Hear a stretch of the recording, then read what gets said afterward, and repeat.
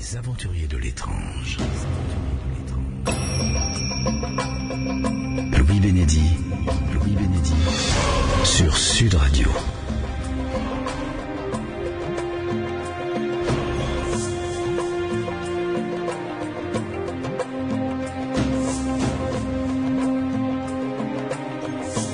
Je vous souhaite la bienvenue dans les aventuriers de l'étrange. Bonsoir, je suis ravi de vous retrouver et de retrouver mes deux comparses qui m'épaulent à chaque fois qu'une émission est consacrée à vos témoignages. On va commencer par Renaud Évrard qui appartient au groupe d'étudiants de l'Institut Métapsychique International.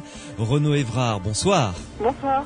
Alors, Renaud, vous le savez, nous sommes vendredi soir, mais tout le monde n'a pas encore terminé ses courses de Noël. Moi le premier d'ailleurs, je n'ai même pas encore commencé.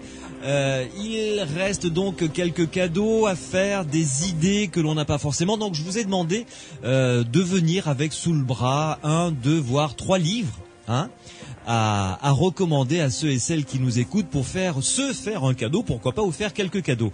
Combien en avez-vous amené ? Oh, une petite bibliothèque, quoi. Non, vous dites ça parce qu'on en discutait hors antenne avant le début de l'émission. Pierre Massias, lui, est venu avec une bibliothèque. Pierre, bonsoir. Bonsoir, Louis. Pierre Massias du site psylande.org, où je profite d'ailleurs de la citation de psylande.org pour vous rappeler que vous y trouvez à télécharger ou à écouter en podcast toutes les émissions des aventuriers de l'étrange. Pierre, quand je dis que vous êtes venu avec une bibliothèque, je mentais à peine. Oh, quelques dizaines de kilos à peine. On peut mieux faire. Bon, très bien. Alors donc, vous l'avez entendu, des témoignages dans cette émission raccourcie, évidemment, pour cause de sport. Et ensuite, aussi bien Pierre que Renaud nous présenteront les bouquins qu'ils ont sélectionnés et qui pourrait être une bonne idée de cadeau. Si vous avez vécu un phénomène paranormal, vous le savez, c'est chez vous, ici, vous pouvez nous appeler quand vous le désirez. 0826 300 300, vous composez ce numéro de téléphone, vous vous orientez vers la boîte vocale des aventuriers de l'étrange, vous me laissez un message, n'oubliez pas de me laisser vos coordonnées, afin que je puisse vous rappeler. Et puis ensuite, vous passez à l'antenne pour que Pierre et Renaud puissent répondre à toutes vos questions, ou au moins, si ce n'est une réponse, au moins apporter des éclaircissements. C'est parti. Les aventuriers de l'étrange. Louis Bénédy sur Sud Radio. Soirée spéciale consacrée à vos témoignages, vous le savez, avant que Pierre Massias et Renaud Évrard ne vous proposent des idées de cadeaux, de livres donc, qui traitent de sujets paranormaux. Premier témoin qui vient nous rejoindre, enfin témoin pas tout à fait, il s'agit de Franck. Bonsoir Franck. Bonsoir Louis. Merci de venir nous rejoindre dans les aventuriers de l'étrange sur Sud Radio. Pierre Massias est à mes côtés. Bonsoir Franck. Bonsoir Pierre. Et Renaud Évrard qui est également en notre compagnie. Bonsoir. Bonsoir Renaud. Alors, Franck, vous m'avez envoyé un email. J'ai également transmis les photos que vous avez eu la gentillesse de nous envoyer à Pierre Massias et à Renaud Évrard. Un email donc à propos des orbes. Quelle est votre opinion à ce sujet ? Moi je pense que c'est un phénomène courant puisque j'en ai très souvent sur mes photos. Mm-hmm. Ce sont des petites taches blanches qui apparaissent lorsque je prends des photos avec mon appareil numérique et surtout lorsque je les prends avec le flash. En revanche, vous n'en avez jamais constaté avec un appareil argentique, c'est-à-dire avec une pellicule. Oui, tout à fait. Non, j'en ai jamais eu sur mes photos avec un appareil avec pellicule. Mm-hmm. Oui. Et j'ajouterais aussi que lorsque je prends des photos en extérieur, je n'en ai jamais également avec mon appareil numérique. Ouais. Là, ça commence à devenir intéressant. Et vous avez pris des photos de votre maison de famille. Oui, tout à fait. Qui est en vente. Racontez-nous ça. Oui. C'est la maison dans laquelle nous avons vécu avec mes parents pendant 30 ans. C'est une maison avec un petit magasin au rez-de-chaussée et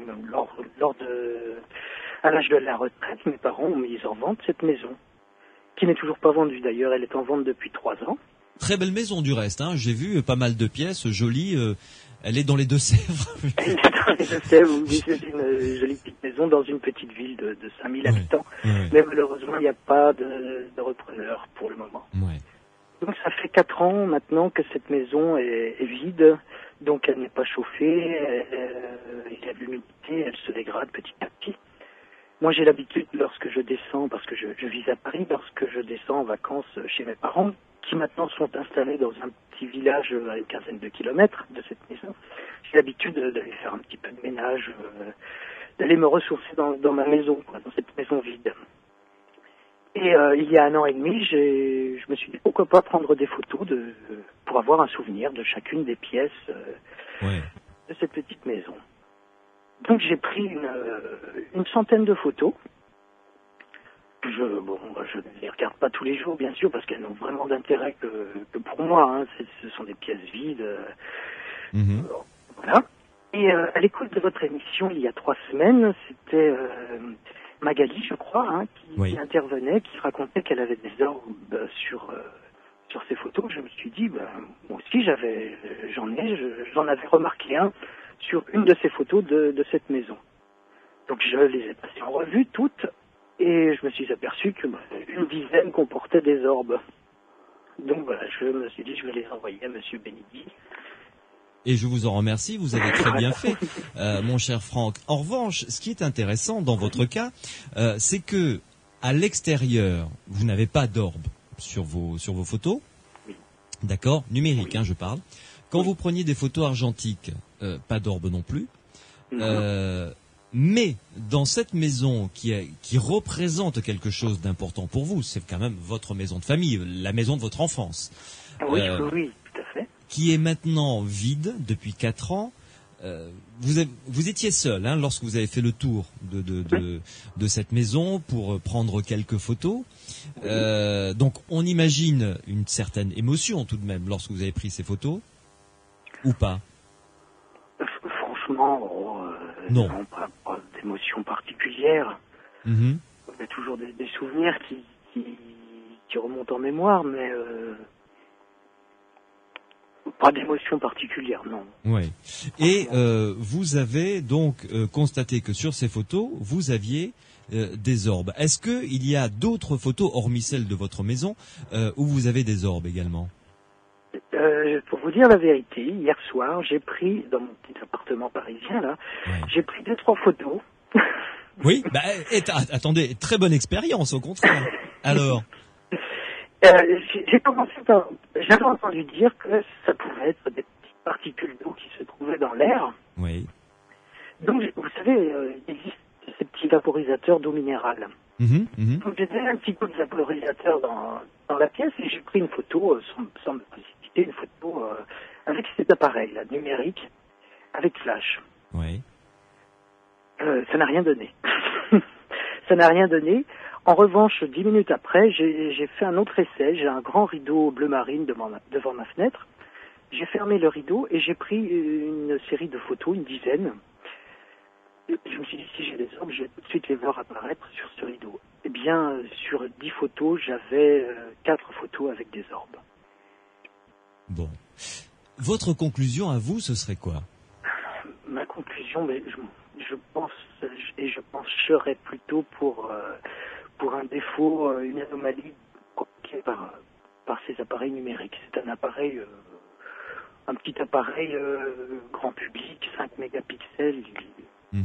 C'est vraiment un petit appareil. Oui, donc absolument rien de paranormal. Non, pour moi non, franchement. Bien. Non. Je me retourne vers Renaud Évrard. Renaud, votre opinion? Ça peut effectivement être peut-être une anomalie de l'appareil. Bon, on n'en a pas le descriptif, mais ça me paraît pas forcément la solution la plus jouable, vu qu'il y a des photos tout à fait normales. Si des anomalies apparaissent de façon aléatoire, c'est quand même déjà un peu bizarre. Mais il faut savoir que le phénomène des orbes se produit pour plusieurs raisons très variées. Il n'y a pas que des particules blanches ou des particules d'eau en l'air, mais des micro-poussières, selon des orientations très particulières, ou pas, reflète le flash, la lumière, de façon qui crée ces petites impressions de flocons de lumière sur la photo. Donc là, quand on était dans la maison, même si vous faites le ménage, elle est quand même à l'abandon depuis 4 ans, c'est quand même une maison qu'on dirait poussiéreuse, quoi. Et donc, il y a des forts risques, mais l'expérience peut se refaire, d'obtenir comme ça 10% de photos avec des orbes, selon les orientations. Et bon, chez vous, vous fermez le rideau, ce qui dégage la poussière. Oui, c'est vrai. Et ça peut aussi expliquer les 40% de photos avec orbe que vous obtenez. Alors, effectivement, c'est la solution que vous avez essayée, c'est très bien votre démarche d'avoir fait des tests avec le vaporisateur d'eau, par exemple, mais ce n'est pas forcément toujours concluant. C'est peut-être des gouttes qui sont trop grosses par rapport à ce qui peut refléter la lumière, ou alors, en tout cas, je suis pas vraiment spécialiste au niveau technique, mais il y a des protocoles qui ont déjà été mis en place. On peut artificiellement reproduire ces orbes, et je pense que Pierre Massias pourra nous en parler un peu plus, quoi. Oui, Pierre. Oui, effectivement, plusieurs personnes ont reproduit ces orbes avec beaucoup d'orbes sur les photos, mais typiquement en allant dans un grenier, en agitant un tapis poussiéreux. Oui, là, et puis là, il y en a plein le grenier. J'ai moi-même refait je vais dire la manip à la maison. J'ai eu l'occasion de prendre quelques photos à l'intérieur de chez moi, j'ai pas eu d'orbe. J'ai pris un plumeau que j'ai agité. La première fois, j'ai pas eu d'orbe. Les fois suivantes, j'en ai eu. Alors, comme 2, quoi, c'est 3, propre. C'est, disons, en tout cas, il faut agiter le plumeau. Et ces orbes, on peut les reproduire de cette manière-là. Bon, ça va être des particules de poussière. Ça peut être aussi des gouttelettes d'eau peut-être plus fines que celles générées par un pulvérisateur. Il y a aussi les conditions d'éclairage qui doivent être très très importantes, dont les conditions sont très importantes, c'est-à-dire sous un certain éclairage, on n'aura pas d'orbe parce que les poussières, parce que les gouttelettes ou parce que l'objectif de l'appareil photo ne sont pas éclairés sous le bon angle. Par contre, sous un angle différent, on aurait eu des orbes, ce qu'on peut reproduire dans les phases suivantes. Donc tout ça, ça peut être poussière, eau, appareil photo aussi. Il peut y avoir ou l'appareil photo. Il y a pas mal de photos de ce genre-là, c'est-à-dire que avec les orbes, il y a aussi assez souvent, associé aux photos d'orbes, on associe aussi assez souvent des photos de voiles blanchâtres, hormis quand c'est la personne qui fume qui prend la photo. Ça peut être aussi des problèmes d'angle, d'incidence de la lumière sur l'objectif.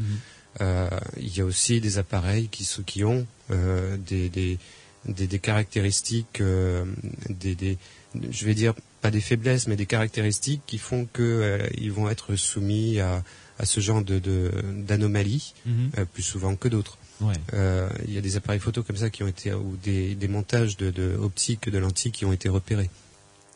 Et puis enfin, c'est dans les photos, et en particulier, les photos de Franck ressemblent tout à fait aux photos que j'ai pu obtenir.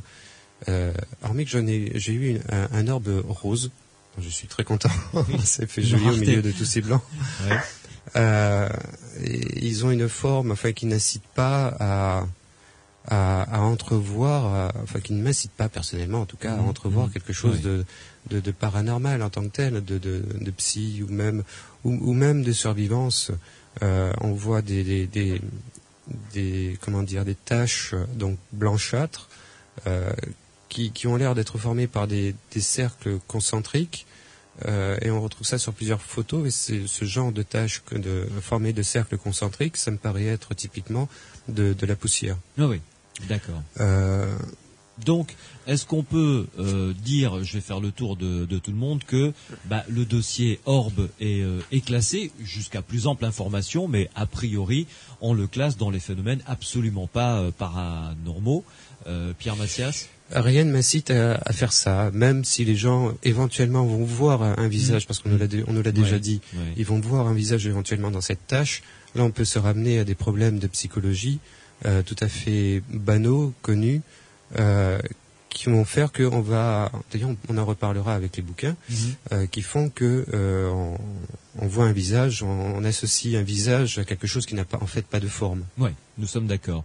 Renaud Évrard, votre avis, le dossier des orbes peut être refermé jusqu'à une prochaine fois, sans doute, si quelqu'un apporte un élément intéressant. Que la prochaine fois, ça va être la traduction des ouvrages, des travaux qui sont faits en langue anglaise, par exemple, sur la question, qui sont pas encore connus, mais qui le seront sûrement un jour, ou qui le sont déjà un peu sur Internet, quoi.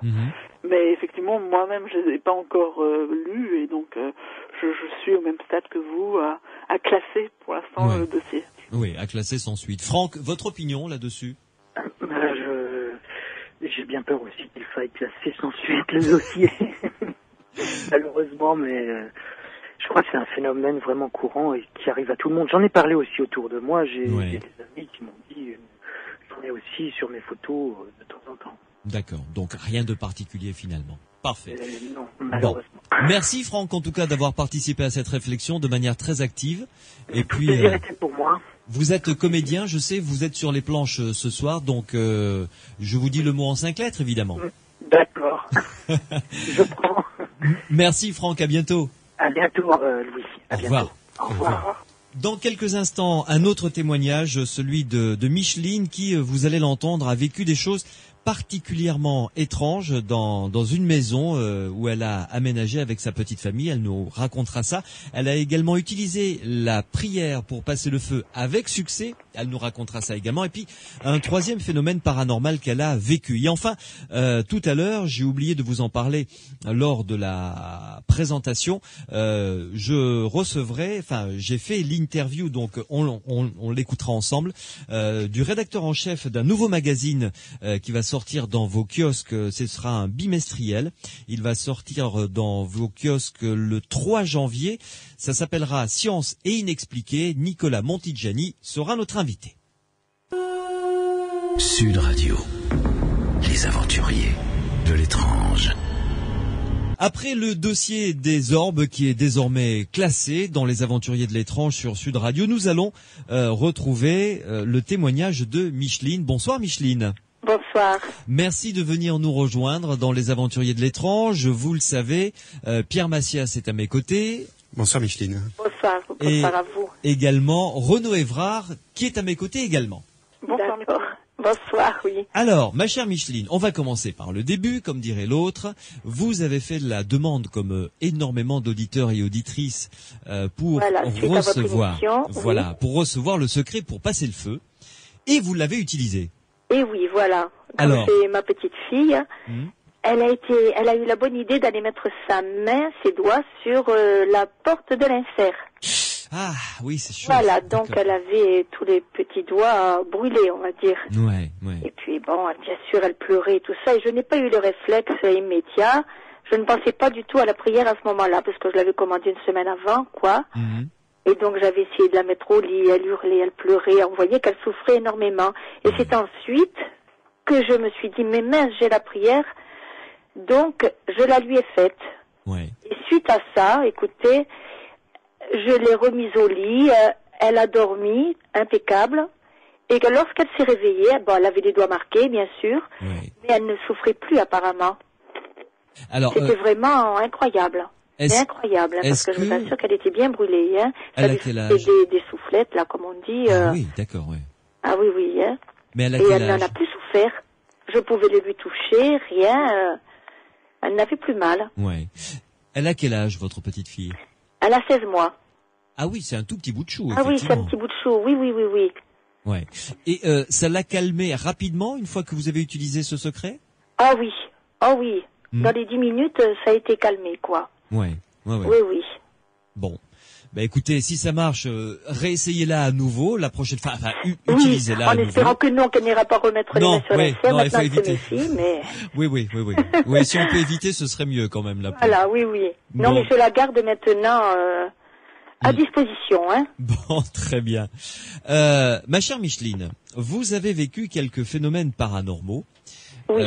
On en a parlé lors de la préparation de votre intervention. Vous m'avez dit que vous aviez vécu des choses un petit peu bizarres quand même.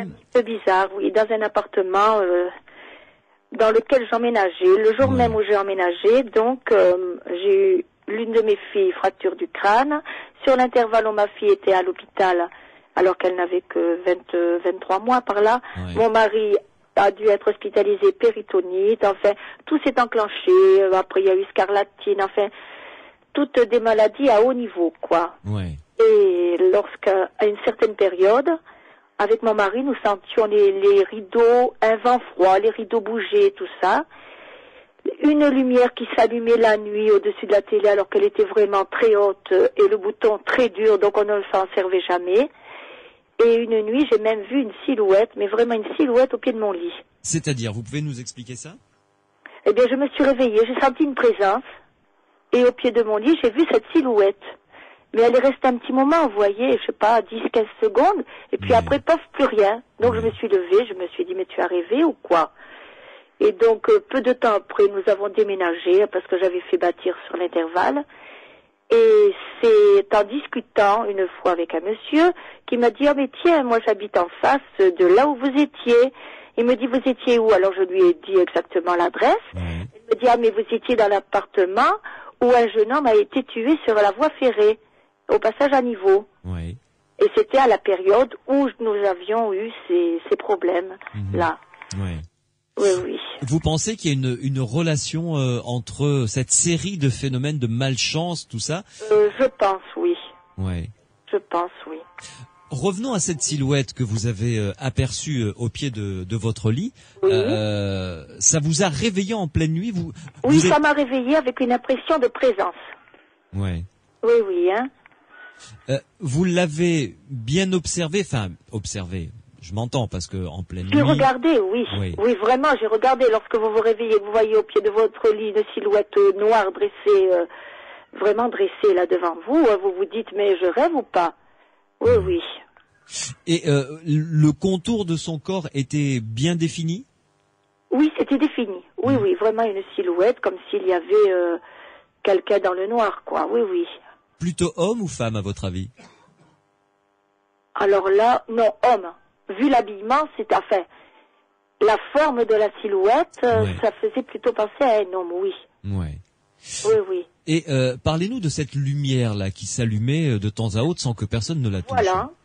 Elle était au-dessus de la télé, vous savez, dans un angle, et vraiment cette lumière, on n'arrivait pas à y aller, quoi, très difficilement. Moi-même, j'avais du mal à y aller. Et je vous dis, plusieurs fois, je me la suis retrouvée allumée en pleine nuit. Quand vous dites une lumière, c'est quoi? Un abat-jour? Un abat-jour, oui, oui, carrément, une lampe. Oui. Une lampe avec un abat-jour, avec un interrupteur en forme de poire. Oui. Et elle s'allumait comme ça de manière tout à fait incompréhensible. Ben oui, oui, oui. Ce vent froid que vous sentiez, vous êtes sûr que ça n'était pas un courant d'air, tout simplement? Oh non, non, parce que même mon mari, ça l'avait ressenti. Et alors il regardait justement, et puis non, et on ne voyait pas d'où cela pouvait venir. Ouais. Ça a duré combien de temps tout ça? Eh bien là, ça s'était passé au mois de février, et donc ça ne s'est passé que durant la période d'une semaine, on va dire. Sur la période d'une semaine, là. Ouais. Et après, ça s'est calmé. Après, tout est revenu normal. Après, plus rien. Et j'ai su par la suite, donc c'était à cette période-là que le jeune homme avait été tué sur une voie ferrée. Très bien. Donc, c'était l'anniversaire de sa mort et que bon... Ouais. Renaud Évrard, avez-vous des questions à poser à Micheline? C'est difficile. C'est étonnant, effectivement, tous les phénomènes qui arrivent au départ quand vous emménagez dans l'appartement. Voilà, là, le jour même, je vous dis, ma fille, fracture du crâne, dans la même semaine, mon mari, péritonite. Ouais. Ah oui, oui, hein. Mais bon, c'est quand même, finalement, le lien est pas très ténu, quoi. Ces deux accidents, un accident et des maladies, le fait d'y voir une série de malheurs extraordinaires, c'est quand même quelque chose. Oui. Je ne pensais pas à ce moment-là qu'il y avait eu quoi que ce soit dans cet appartement. C'est maintenant que vous faites comme une sorte de petit annonciateur. D'accord. Très bien. Disons que c'est une fois que Micheline a appris qu'il y avait eu ce décès dans cette maison. Quelques années après, vous voyez. Ah oui, ça remontait à quelques années après. Que j'ai appris tout ça, quoi. Ah d'accord. Moi, il me semblait que c'était assez rapidement après. Non. Non, c'était au moins 3 ans après que j'ai appris.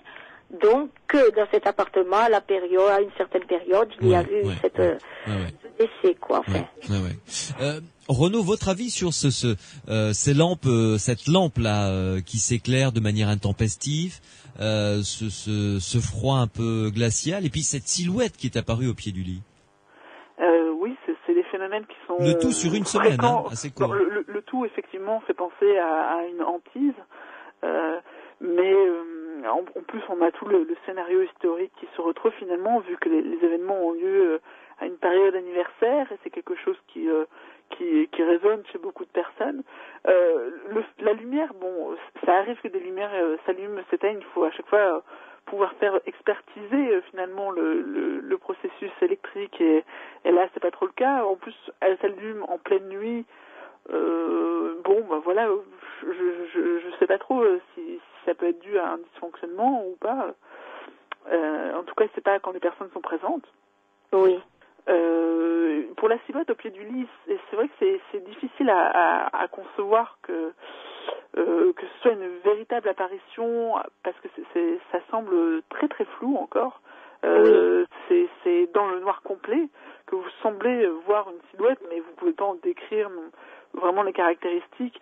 Et le fait que vous soyez réveillé par cette sensation de présence, c'est un signe qui est assez ambigu, parce que des gens me rapportent ça fréquemment, et ils ont l'impression d'avoir été réveillés justement par l'apparition qui les regarde de l'extérieur, et c'est comme une alerte. Oui, vraiment, quand vous sentez, vous savez que l'on vous regarde, là, vous...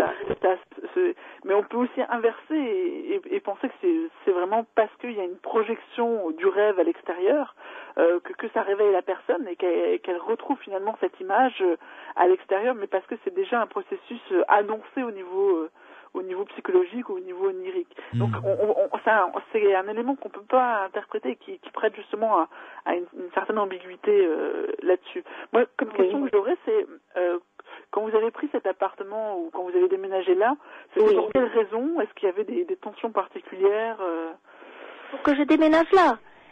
Pour que vous emménagez parce que j'avais eu un enfant de plus, j'avais un petit bébé de 4 mois, et l'appartement précédent était trop petit. Donc j'avais pris cet appartement, j'avais eu l'opportunité, qui avait une chambre de plus, donc c'était plus facile pour moi. Et les voisins ont toujours été... vous ont jamais parlé vraiment de ces événements? Oh non, jamais. Vous savez, je ne suis pas très, on va dire, voisin, voilà, bonjour, bonsoir. D'accord. Oui. Oui, personne ne vous avait tenu au courant? Non, personne. Non. Oh non, je n'étais nullement au courant, je vous dis. Je n'ai appris tout ceci qu'au moins 3 ans après, oui. Ouais, effectivement. Et est-ce que la famille qui avait été touchée par ce deuil était encore dans les environs? Je l'ignore complètement. D'accord. Je l'ignore complètement. Pierre Massias. Oui, c'est un témoignage que je qualifierais presque de typique. On y retrouve pas mal d'éléments. Typiquement, c'est le décès d'un habitant précédent de la maison.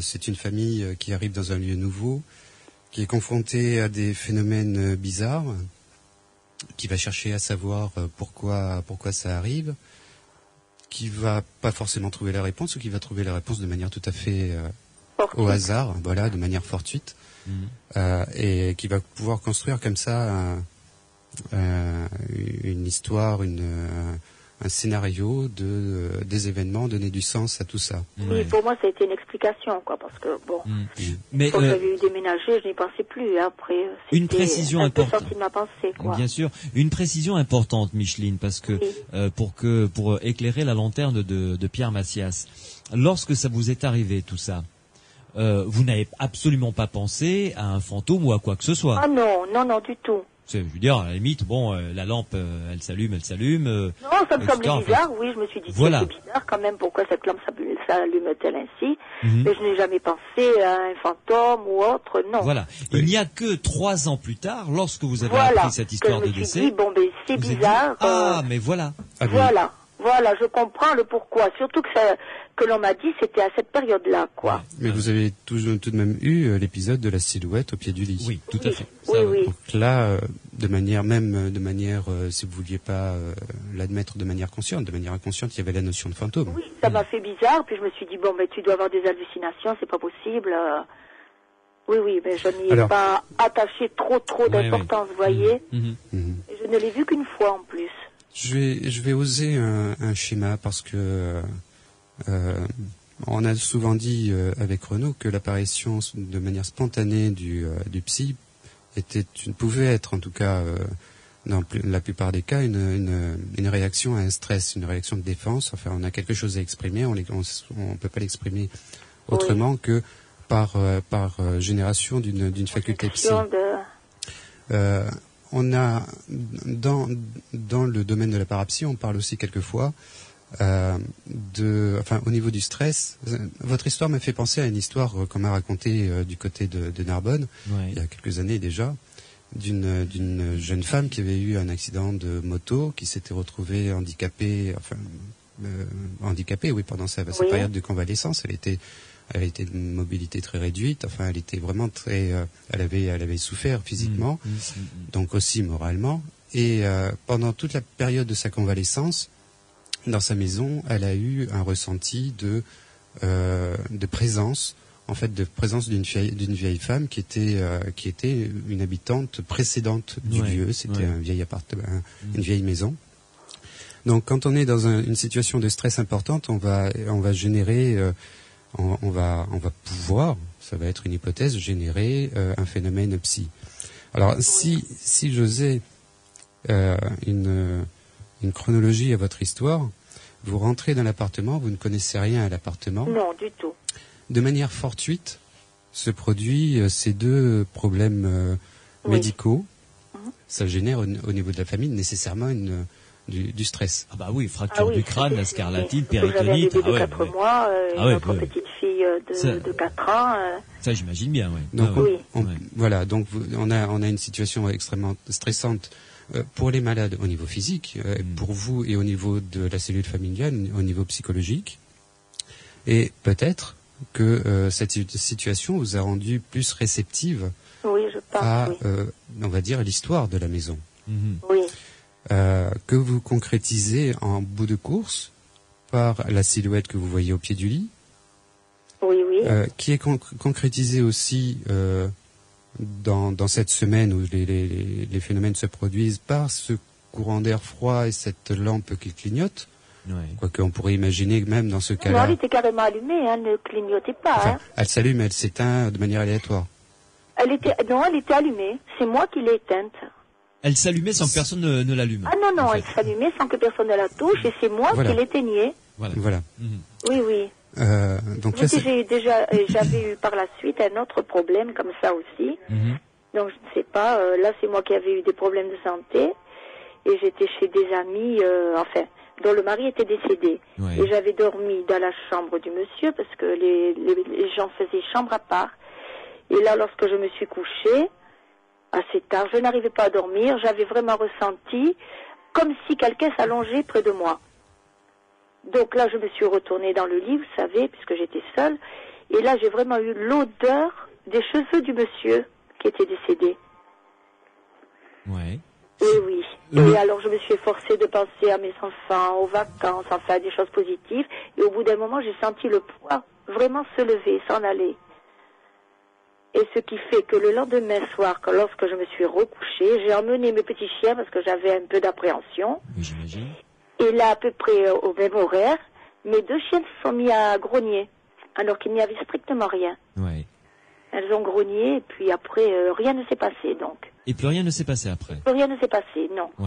Micheline, je vous propose une pause et on se retrouve dans quelques instants dans Les Aventuriers de l'étrange sur Sud Radio pour continuer à essayer de comprendre ce qui vous est arrivé et ce que vous avez vécu. À tout de suite. D'accord, merci. Sud Radio, Les Aventuriers de l'étrange. Les Aventuriers de l'étrange ce soir sur Sud Radio avec le témoignage de Micheline. Alors, Renaud Pierre, vous avez entendu le deuxième phénomène que Micheline a vécu. J'aimerais vous poser quelques questions, ma chère Micheline, pour avoir plus de précision. Vous étiez allongée. J'étais couchée, oui. Vous étiez couchée dans le noir ? Dans le noir. Dans le noir. Et là, vous avez clairement, vraiment clairement senti, s'allonger près de moi. avec le poids, le matelas qui s'affaisse, vous savez, enfin voilà quoi. Oui. Vraiment, ça vous l'avez clairement vraiment, senti. Vraiment. Ouais. Et je vous dis, lorsque je me suis retournée, vous savez, j'ai senti l'odeur des cheveux de ce monsieur. Mais vraiment, hein. Ouais. Alors, il y a quelque chose que j'aimerais approfondir également avec vous. Vous dites, j'ai senti l'odeur des cheveux de ce monsieur. Vraiment. Vous l'avez reconnu comment, l'odeur de ses cheveux? Vous l'aviez déjà senti, je veux dire? Oui, parce que nous étions très amis, donc on se fréquentait souvent, et c'est vrai que, bon, c'était des paysans, vous voyez, donc ils avaient une odeur assez... Ouais.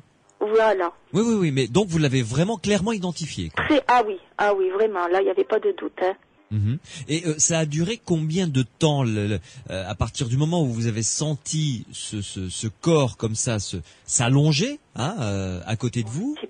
Je ne sais pas, peut-être 2 ou 3 minutes. Je vous dis, je me suis concentrée, je pensais à mes enfants, je pensais aux vacances, à des choses positives. Et là, j'ai vraiment senti le poids, comme si quelqu'un se levait. D'accord. Est-ce que vous avez, moi je l'aurais peut-être fait, mais j'en suis pas très sûr. Est-ce que vous avez eu le courage de mettre la main à côté pour toucher s'il y avait quelque chose? Non. J'imagine. Non, je ne l'ai pas fait. Non. Ouais. Je pense que j'aurais eu peur moi aussi. Mais bon. Oui, pas vraiment peur, non, parce que je sais que ce monsieur m'aimait bien. Vous voyez, c'est un monsieur âgé, il m'aimait bien. Ouais, donc c'est pas vraiment peur, mais j'étais impressionnée, oui. Oui, on le serait à moins. Et alors, le lendemain soir, d'abord, le matin, vous en avez parlé autour de vous ou... Oui, j'en avais parlé, oui, j'avais ma maman avec moi qui dormait dans une autre chambre, et puis la veuve de ce monsieur, donc oui, ça avait été plus fort que moi, j'en avais parlé, oui. Et qu'est-ce qu'elles en ont dit alors? Elles ont été un peu sceptiques, quoi. Ouais. Et le lendemain soir, en retournant vous coucher, toujours dans la même chambre... Voilà, ben oui. Là, cette fois-ci, vous êtes dit, j'emmène les chiens. J'emmène les chiens, voilà. Comme ça, au moins. Voilà. Peut-être puéril, mais ça me rassurait. Eh ben, écoutez, c'est tout à fait humain, en tout cas. Et les chiens ont clairement grogné? Les deux se sont mis à grogner, oui. Lorsque vous avez éteint la lumière ou avant, c'était... Oh, non, après. Là, j'avais déjà éteint la lumière depuis un moment, puis j'avais du mal à m'endormir, bien sûr. Et puis, au bout d'un moment, les deux chiennes se sont mises à grogner. Ça a duré longtemps, ce grognement, cette sorte d'angoisse des chiens ou pas? Oh, je sais pas, une trentaine de secondes, je sais pas. Ouais. Vous savez, c'est difficile à calculer le temps quand c'est comme ça. Je les ai entendus grogner, moi je ne sentais rien. Alors que je savais qu'il n'y avait rien autour, quoi, personne. Oui. Et après, fini? Après, ça a été fini. Après, parce que j'ai été restée quelques jours, j'allais me recoucher en emmenant mes chiennes, et plus rien ne s'était produit. Est-ce que, Micheline, vous êtes ce qu'on pourrait appeler quelqu'un de très sensible, qui sentait les gens ou les choses? Oui. Ah oui. Mais je vous dis, je pourrais vous en raconter encore d'autres, là. Vous avez une vraie sensibilité, quoi. Oui. Je sens les choses, je fais souvent des rêves prémonitoires. Je sais quelquefois des choses, alors qu'on me dit, mais c'est pas possible, on ne te l'a pas dit, comment tu peux le savoir? Oui. Un autre exemple, j'avais un cheval. Ça faisait 20 ans que je l'avais, donc rien que d'en penser ça. Et un jour, j'ai été prise d'une violente douleur au ventre. Excusez-moi. Non, mais je vous en prie, Micheline, je vous en prie. Et voilà. Une violente douleur au ventre, vous voyez, fulgurante, j'ai été pliée en deux, je me suis dit, bon, qu'est-ce qui se passe? Et puis peu de temps après, c'est le centre équestre qui me téléphone en me disant, bon, ton cheval a des coliques, il faut faire venir le vétérinaire. Et d'ailleurs, il a fallu l'euthanasier suite à ça. Vous voyez, alors, on avait tellement de connivence avec ce cheval que je me suis dit... Et rien ne laissait prévoir cette maladie? Non. Ah non. Parce que justement, il n'avait jamais eu de colique. Il avait mangé le midi normalement, et ça lui a pris à 1h30 l'heure où j'ai eu cette fameuse colique. Cette douleur qui m'a prise au ventre. C'est à ce moment-là que le cheval, on me l'a dit par la suite. Donc, et j'étais pas seule, j'étais en présence de ma fille qui m'a vu me plier en deux. Elle me dit, mais qu'est-ce que tu as, maman? Et c'est par la suite, et le jour même, il a fallu l'euthanasier parce qu'il avait... Enfin, bref. Oui.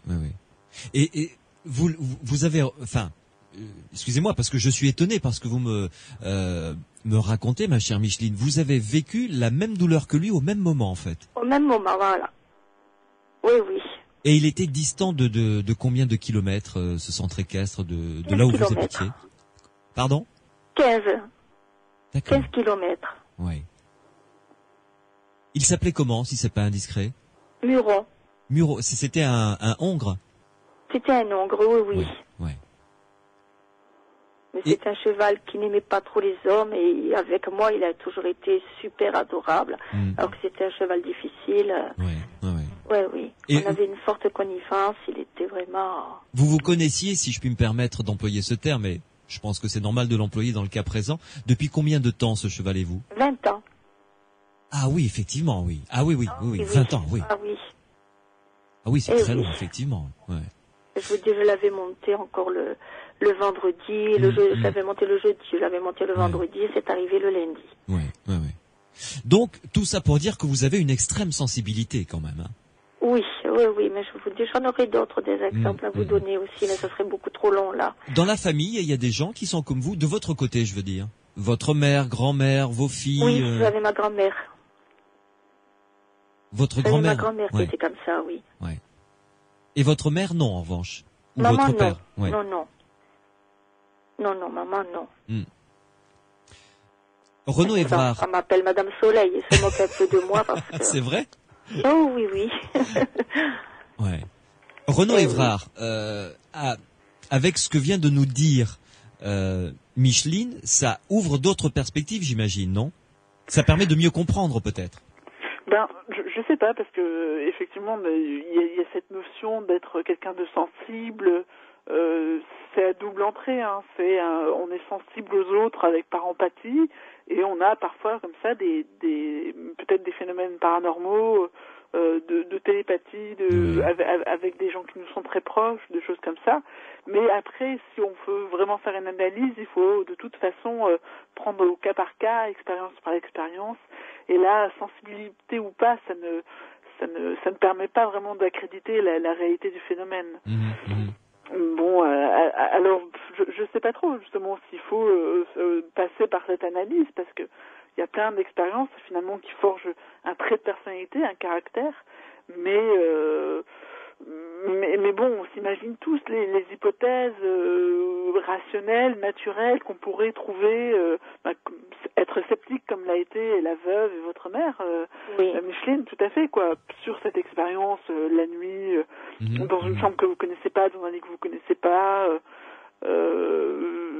de revivre, cette impression d'avoir des poids dans le lit, on retrouve à la fois dans des cas de personnes qui disent vivre ça dans des cas de poltergeist, mais ça peut tout à fait être une impression, c'est jamais vraiment sûr. Et puis le fait de sentir une odeur, c'est quelque chose qui est très très prenant, parce que c'est toujours très marqué. C'est pas l'odeur de n'importe quoi, de n'importe qui. Mais je vous dis, ça me l'a refait avec une autre personne. Mais effectivement, il y a aussi des hallucinations. On peut aussi parler d'hallucinations olfactives en fait. C'est-à-dire que les odeurs sont non seulement des stimuli qui arrivent à l'extérieur, mais ce sont aussi des choses qu'on a enregistrées, qu'on arrive à recréer. Notre cerveau recrée des odeurs, ou en tout cas la perception de certaines odeurs. Et donc dans ce cas-là, on n'est jamais sûr que ce soit pas non plus ce qu'on appelle hallucination. Mais Renaud, en ce qui concerne cette histoire de cheval. Ah oui, et voilà, là, au cas par cas, on a effectivement ça c'est très prenant. On a une sorte de certaine synchronie. C'est assez ciblé vu que c'est les douleurs à l'estomac, un coup fort, et donc oui, effectivement, ça semble tout à fait pas probant, mais bon. Voilà, je ne sais pas trop ce qu'attend Micheline finalement, à part témoigner justement d'une pléthore de phénomènes. Enfin, moi, je pense qu'il y a vraiment eu quelque chose d'extraordinaire de vécu entre cet animal et vous, où il y avait un lien extrêmement fort. Enfin, je veux dire, on n'a pas un cheval pendant 20 ans comme ça, quoi. Non. Pierre Macias, qu'en pensez-vous? Oui, Renaud a raison de dire qu'il faut analyser chacune, cas par cas, en fait. Chacune des expériences cas par cas. Il faut arriver à dégager la généralité, à dégager le cas particulier, ce qu'on peut inclure dans ce qu'on peut considérer du psy ou ce qu'on doit rejeter par manque d'éléments, même si éventuellement c'est du psy, par manque d'éléments, ou alors parce que c'est simplement pas du psy. Ouais. Dans le cas de Micheline, ce rapport à son cheval, c'est une symbiose entre elle et l'animal. Bien sûr. Ce sont c'est un discours, c'est un vécu que on va rencontrer dans les témoignages spontanés et qui donc aurait tendance à montrer un lien affectif, un lien psy éventuellement entre le cheval et Micheline. Et tout ça, ça me ramène cette notion de psy chez Micheline qui a l'air effectivement assez sensible. Ça me ramène à sa première histoire de l'appartement. Ouais. Oui. Donc je vous dis, si je peux vous, bien sûr, ce n'est pas trop. Voilà, j'avais acheté une caravane à quelqu'un et un ami que nous connaissions très très bien qui est décédé également. Et j'ai également eu la présence, mais là je l'ai vraiment vu. Je l'ai vu. Comment il était habillé, tout fugitivement. Quelques secondes, je l'ai vu ici chez moi. Et lorsque nous sommes allés dans la caravane, que nous lui avions acheté une année avant, quoi. En plus, là, je n'étais pas seule, je dormais en compagnie de ma petite fille, qui avait 7 ans à l'époque. Et là, également, j'ai eu cette impression de poids qui se couche sur le lit. Donc, ça me l'a refait une deuxième fois. Mais je vous dis, j'ai souvent de ces trucs comme ça, quoi. Moi, enfin, allez-y, terminez, Pierre, votre analyse. Après, je livrerai mon sentiment. Oui. Oui. Donc... Encore d'autres, je vous dis. Oula, oui, mais Micheline, malheureusement, le temps passe aussi. Je sais. C'est pourquoi je vous dis, ce serait trop long. Oui. Mais même dans une vision, la vision de quelqu'un d'une silhouette ou quelqu'un qui paraît encore plus tangible. Comme disait Renaud, le cerveau a des facultés pour le moins extraordinaires qui vont permettre à quelqu'un de reconstruire des odeurs, de reconstruire une visualisation, de donner corps à un ressenti. Le ressenti est fort, il va s'exprimer par une vision, mais on va rester. Je resterai au niveau du psy. Ce que je voulais dire tout à l'heure à propos de l'appartement, donc la silhouette que vous avez vue au pied du lit, on peut l'assimiler à cette silhouette de la caravane, cette silhouette plus manifestement qui vous a paru plus tangible. L'autre, la deuxième fois, oui, c'était vraiment comme si je croisais la personne dans mon couloir, quoi. Oui, c'était plus clair. Là, c'était vraiment, oui. Mais vraiment, oui, quoi. Mais tout ça, ça peut tout à fait être votre manière de prendre conscience du ressenti que vous avez. Et dans un cas, alors chez les sujets, aussi bien les sujets étudiés en laboratoire que les gens sur le terrain, dans la vie courante, quand on rencontre une faculté psy. De l'ordre de l'ESP, de l'ordre de la clairvoyance ou de la prémonition, les gens ont rarement une seule faculté, mais ils vont développer ce qu'on peut appeler un global ESP, c'est-à-dire un psy global qui va de temps en temps leur faire de la télépathie, de temps en temps va leur donner accès à la clairvoyance. Quelquefois, je sais quand on va m'appeler au téléphone. Voilà, il peut y avoir ce genre de choses aussi. Donc, tout ça fait partie d'une sensibilité globale du psy.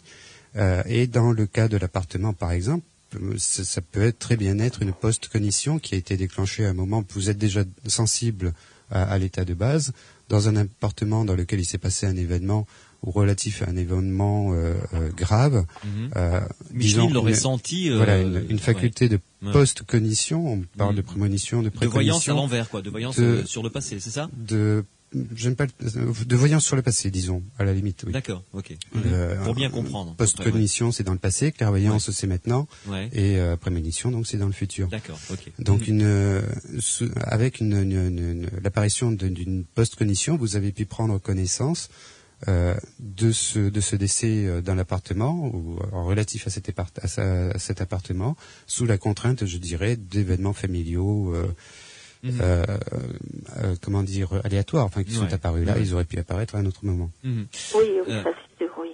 Ma chère Micheline, malheureusement, nous allons conclure avec vous, mais en tous les cas, je vous remercie vraiment de nous avoir comme ça livré toutes ces choses que vous avez vécues.